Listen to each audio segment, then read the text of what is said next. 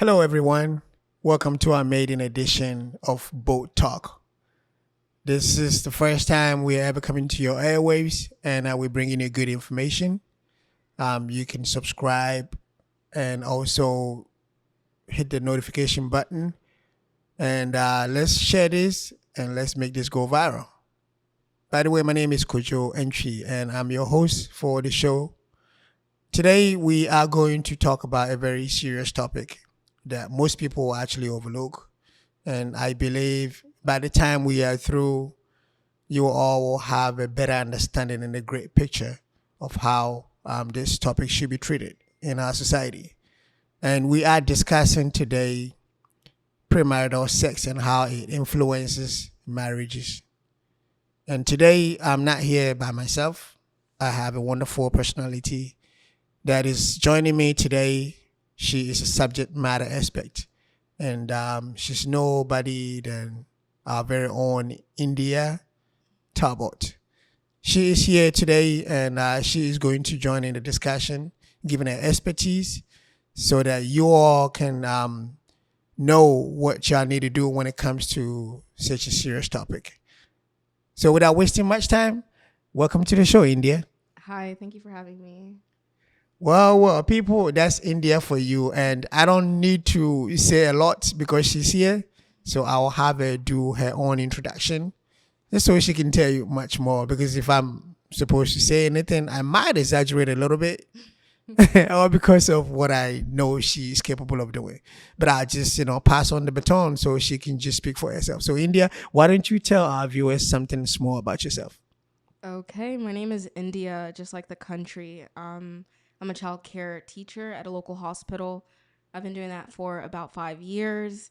All I do is go to church, school, work, home. There's nothing much about me like that. All right. It sounds like the perfect person that we need to talk to today. Yeah.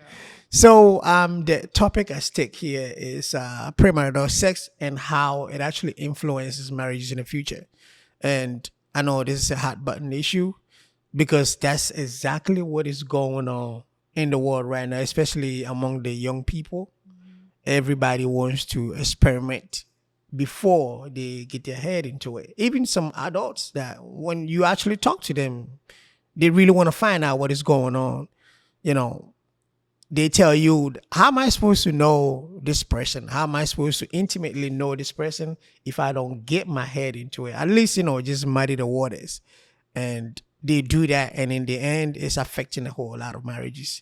So just, on a low key, I just want you to tell our viewers a little bit about the topic in perspective. In your own eyes, how do you see the influence of premarital sex on marriages?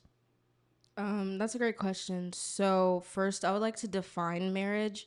I do believe that it is defined as a union, the legal union between one man and one woman only. Um, and it's under God as well. And I believe that premarital sex does affect marriages at an all-time high today because everybody wants to test the boat before they buy it. And I think that that contributes to a lot of heartbreak, a lot of heartache, a lot of people who just date to try something out and have fun instead of dating to build intimacy and connection before they, you know, have intercourse, which I think that's like the most heaviest form of intimacy and closeness you can develop with somebody. Okay. All right. This is a pretty good point right there. But another school of thought also says that, in a Christian religious sect or confines, what people would like to call, I think there's a name for it, courtship, right? People would like to just get to know their partners or their supposed partners for some time before they actually tie the knot. And they're thinking that we can just do this without the sexual intercourse aspect of it. But do you think it's a wise decision for anybody to do that? Because as far as I'm concerned, unlike pose attract, when you walk around with a partner of the opposite sex, one way or the other, as you're getting to know each other more, the intimacy start breeding. And do you think that for anybody at all, is it a wise decision for such a person to say, okay, I'm going to court without the sex part before I get married? Absolutely. And I actually highly encourage it. It's kind of what I'm doing at the moment. So courting is it's usually when you are walking hand in hand with someone with Jesus in the middle, and you are held accountable by your family, your friends, maybe a counselor, a pastor, and it's without any sexual intimacy. Sometimes people do kiss. That's what I've heard. They hold hands and everything, but I think it's a great idea, mainly because it just kind of takes away that gray area. Like you develop a lot of emotions and feelings with people, and you develop intimacy without that like stronghold of sex That's right. that's like clouding your judgment. And maybe, oh well, he doesn't have that much experience, or she's not like this, or this is her body count or whatever. I feel like once that is off the table completely, you can completely get to know somebody within the confounds of who they are, and not just like the sex looming over it. Like this is going to be the end result, or this is, which it is once you get married. That's right. But yeah, it just kind of takes the pressure off. That's what I believe. Okay. All right. So I'm on the issue of, for instance, let's just take somebody like you. Okay. Well, you just made mention that that's the process that you are going through right Yeah. now. I'm going to ask you later how is that going for you. But in the meantime, the fact of the matter is, if you ever have somebody that you really, really like, and somebody, as great as you look, somebody like that, don't you think the act will actually bring itself?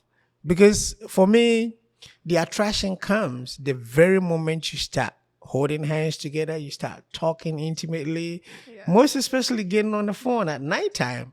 And in this day and age, it's just video conferencing calls and what have you. That is what I think will break the camel's back for me, though. So, do you still think that, in spite of all these, loopholes, is it still a wise decision to take? Because I just want people out there to know that, hey, if you are getting your head into it, these are the repercussions that you're gonna have to face, in the future. Absolutely. So, you being a subject matter expert, just tell us a little bit about, the pros and cons of that, caution as it relates to making the decision for your future spouse. Absolutely.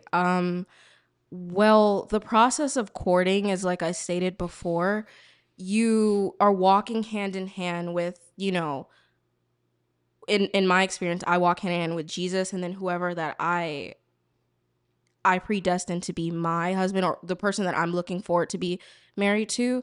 And really what courting is getting to know someone without any sexual advances, any temptation, anything like that. So as long as, like, you mentioned it's kind of hard when you're very attracted to that person, and naturally that's going to happen.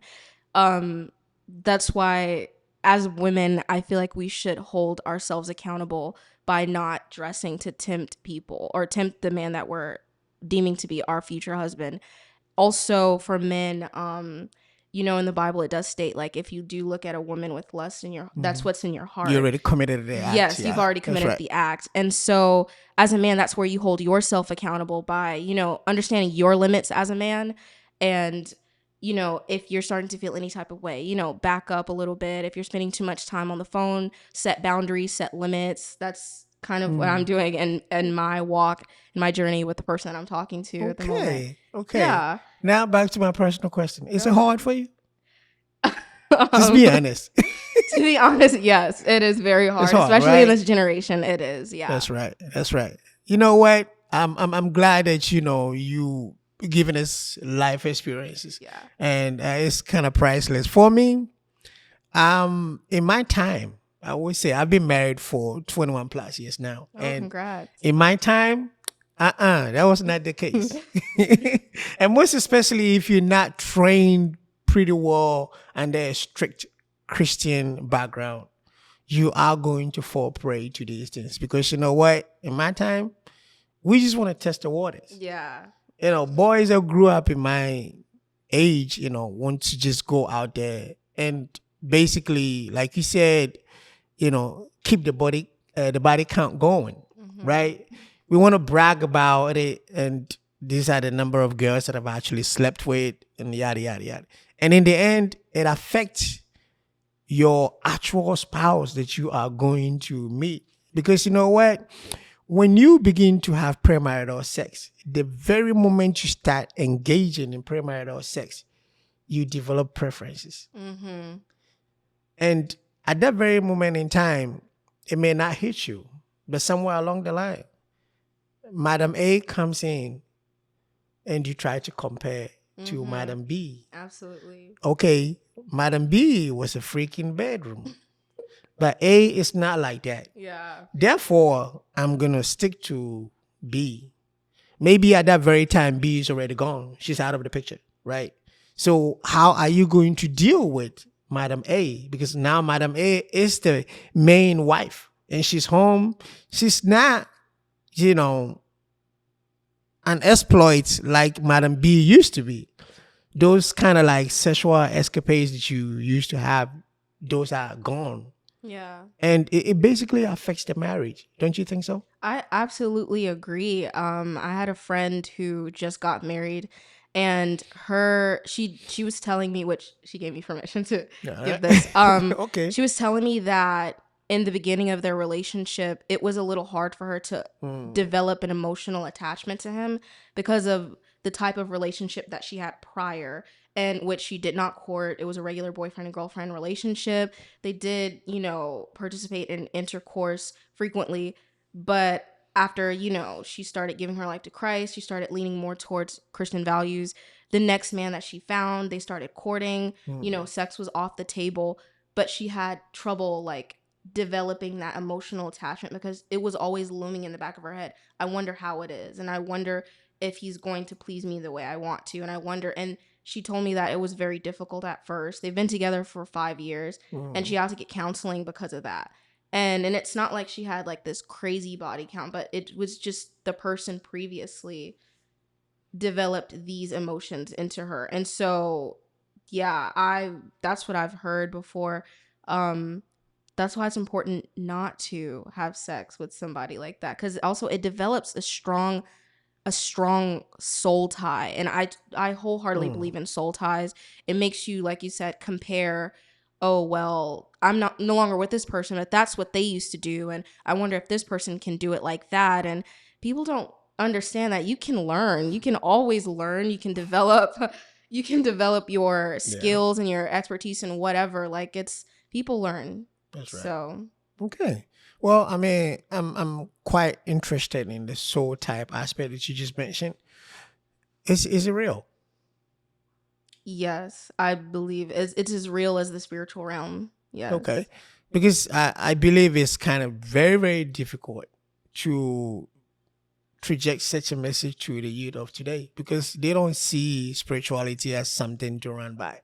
They just feel this is the whole world and everything that is happening is just physical and that's the end of it. So to me, that part is very important though. But how do you actually convince people to look, from the spiritual lens? Well, look at it this way. Love, you can't really see love, you can feel it. Anything that you can feel is the spiritual realm. Mm, Well, if you're stuck in limerence, which is just like longing for someone who you probably would never get, or they probably don't even know that you exist or anything. That's like having strong crush feelings. Like, if you are feeling, what's the word, like this feeling of wanting to like have sex all the mm, time, that's spiritual. That's a feeling. And it seems starts in the mind too, like the thoughts, your emotions, anything that you truly want to act on, that's all spiritual. If you're constantly thinking, oh well, I miss this person, or I'm thinking about this person and how they used to, that's not physical. It's all in your mm. mind. That's It's right. still real. Mm. Wow. Well, hold that thought. We will be right back. And ladies and gentlemen, just to give a shout out to our sponsors for today's program. We're looking at NK Fitness, and they got all your fitness needs for you. And also Steamboat Media. and that's the media house that is doing this wonderful job right here. And if you ever need any photo shoot, any video recordings for your parties and what have you, they are the people to go to. So you can contact Steamboat Media at underscore Steamboat on Instagram. And NK Fitness also is NK underscore Derek.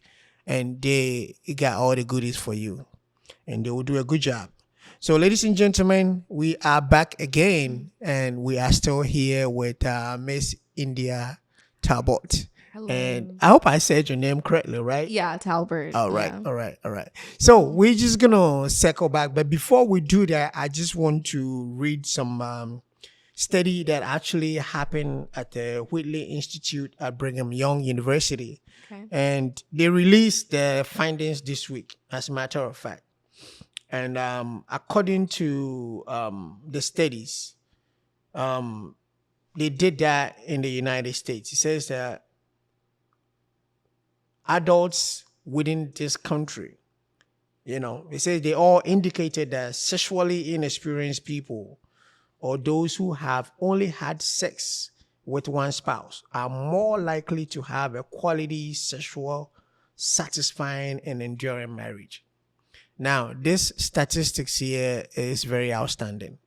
And as a matter of fact, I can give you some few sample sizes for myself. And as much as I've talked to many people in my line of work also, I think this is the case.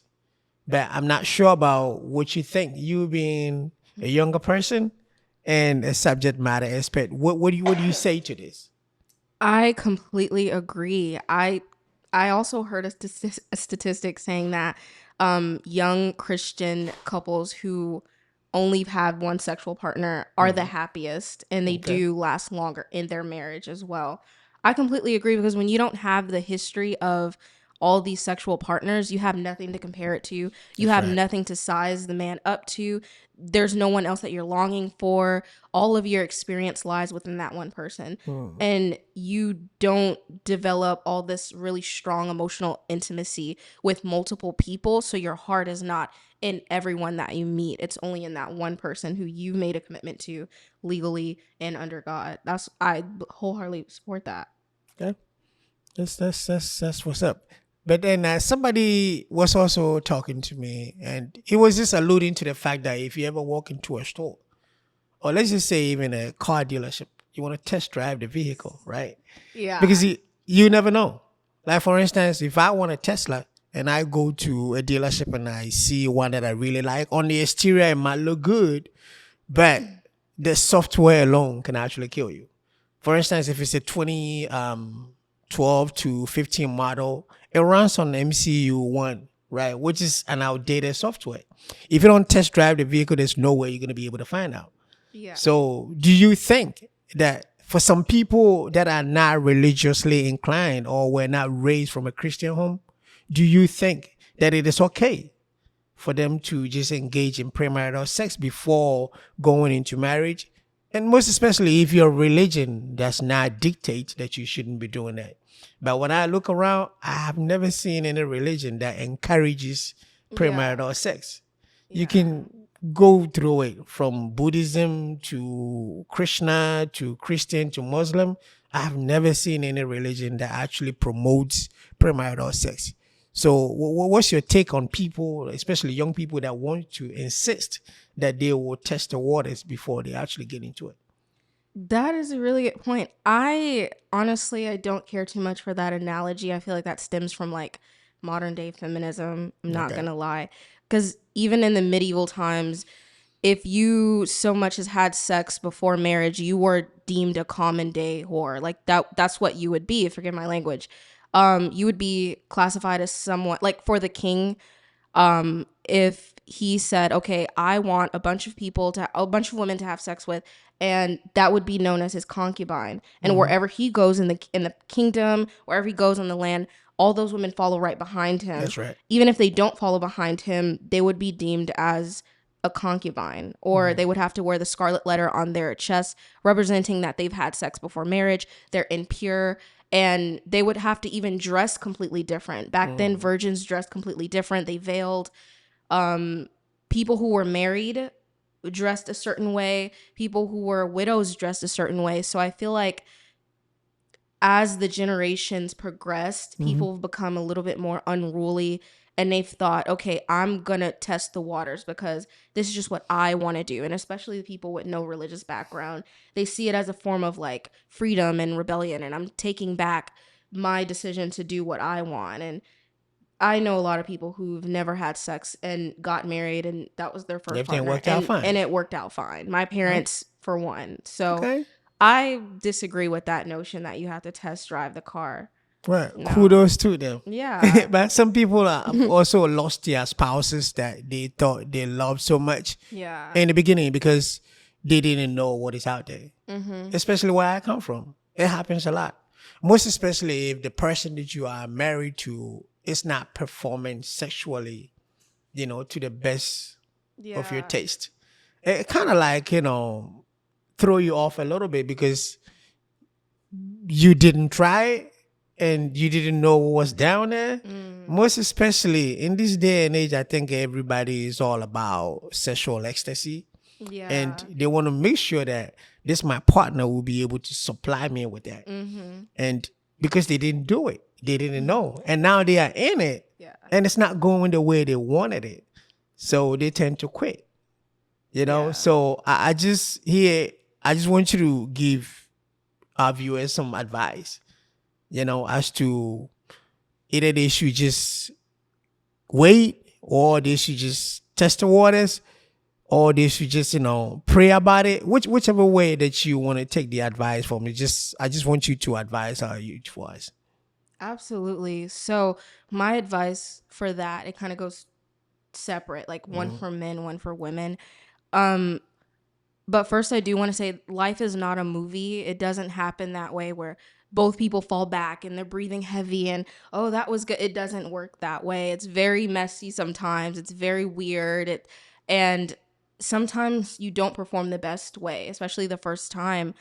I don't think anybody has. I mean, I'm not sure. But I just feel like when it comes to that part, anybody can learn. Anybody can learn. Like, no matter how old you are, no matter like what race you are, what religion, it doesn't matter. Like, I don't believe you have to test the waters. You can always show someone, you can always teach someone. Just like if two people are walking hand in hand in a relationship, I've had to teach the person that I'm currently with, like, this is what I like to eat. Or he had to teach me, this is what I like to eat. That's right. This is the way I like my food prepared. And I had to learn that. I didn't know. I was coming, and I'm speaking in terms of like dating an African man. I've never ever been to Africa. I've never eaten African food before then. You should go. I had to, of course, it's in the plans, hopefully. Okay. I've had to learn how to do that. And so you can learn the way you ride a bike, the way you drive a car. Like, anybody can learn, especially if you love that person and you're patient enough to show them,